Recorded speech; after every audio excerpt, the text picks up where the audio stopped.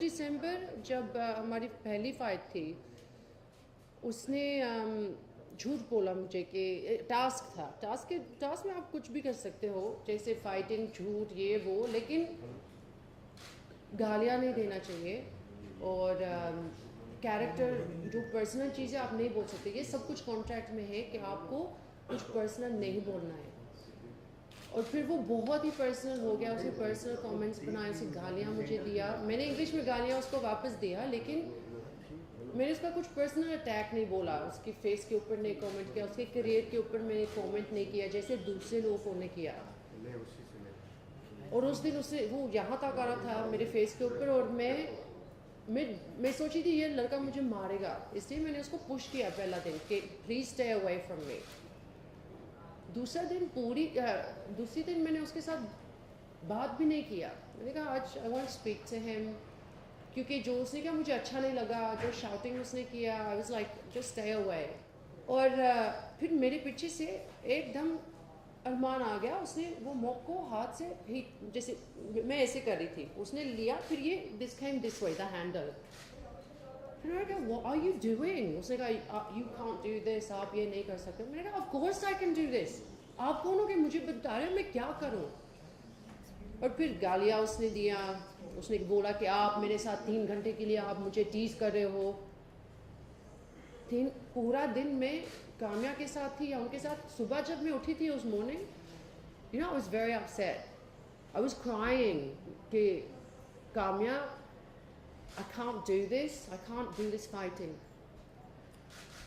Sorry, I just get upset when I think about it. और फिर उसने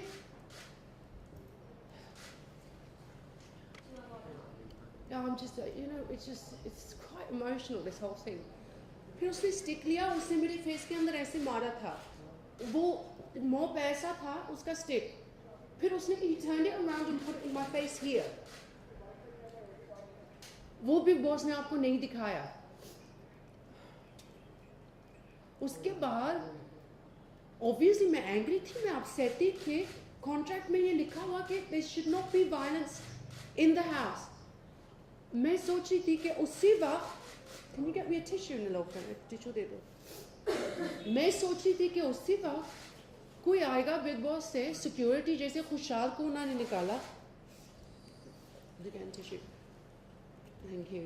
मैं सोच रही थी कि सिक्योरिटी आएगा, क्योंकि उन्होंने मुझे बताया कि जब एंडी, थैंक यू, जब एंडी के साथ वो हुआ था कि सिक्योरिटी आई थी। तो मैं ये सोची थी कि बिग बॉस का घर सेफ है, कि अगर कुछ हिंसा होगा कोई आएगा, लेकिन कोई नहीं आया। इसने बोला कि FIR वो पहुंचाएंगे लोनावला।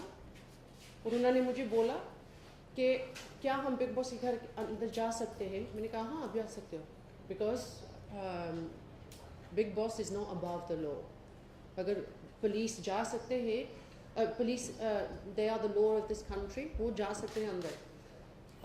फिर हमको पता लगेगा 1-2 दिन में कि क्या क्या हो रहा है। कि मेरे ख्याल में उन्होंने बोला 2-3 दिन लगेगा FIR को लोनावला पहुंचने के लिए।